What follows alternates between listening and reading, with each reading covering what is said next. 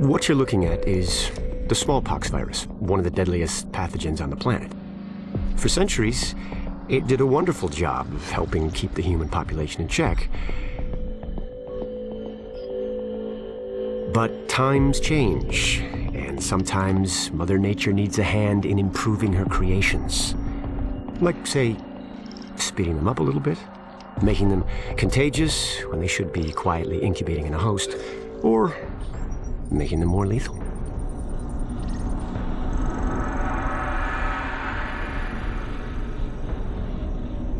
I didn't come up with the approach on my own.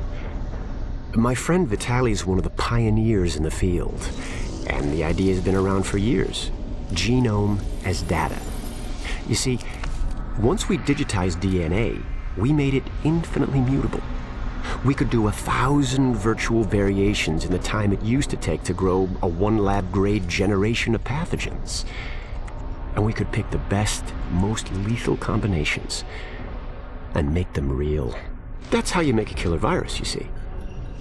Mix in genetic code from other diseases, and you move the sliders all the way up on lethality and virulence.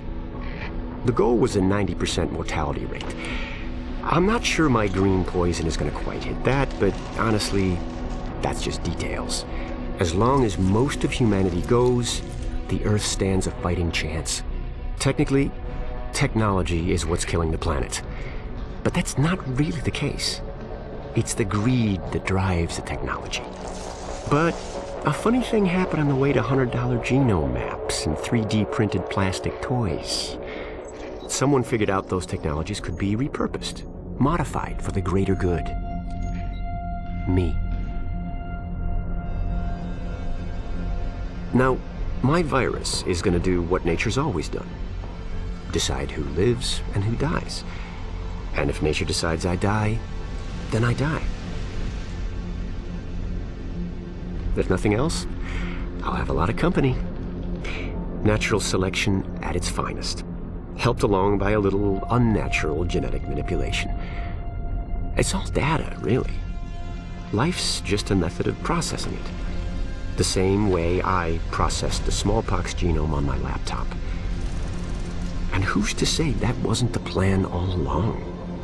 If, by some miracle, you survive green poison, then nature's decided you deserve to live. The rest of us shouldn't and won't. Godspeed. I'll see you in hell.